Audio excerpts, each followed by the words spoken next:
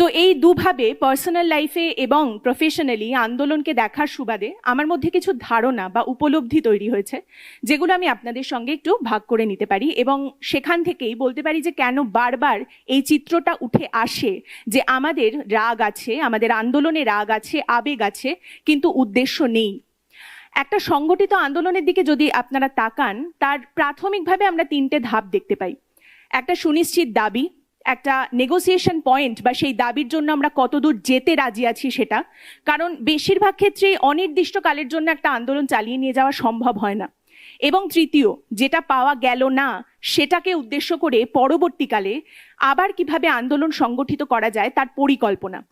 কিন্তু এটা সংগঠিত বা ইউনিয়নাইজড আন্দোলনের কথা।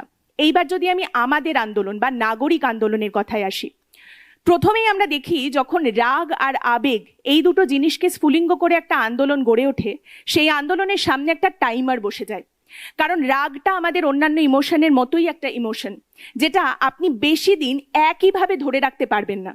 আমাদের মধ্যে প্রচুর রাগ আছে, আমাদের মধ্যে প্রচুর ক্ষোভ আছে, কিন্তু আপনি 365 দিন একই ইন্টেন্সিটিতে রেগে থাকতে পারবেন না। এবং আপনার যে আবেগ, যেটা আপনাকে রাস্তায় এনে দাঁড় করিয়েছে, আন্দোলনে দাঁড় করিয়েছে, তার সঙ্গে আপনার বাস্তব যে আপনাকেও একদিন কাজে ফিরতে হবে, আপনাকেও টাকাটা রোজগার করে আনতে হবে, এই বাস্তবের সঙ্গে সেই আবেগ ক্ল্যাশ লাগতে বাধ্য।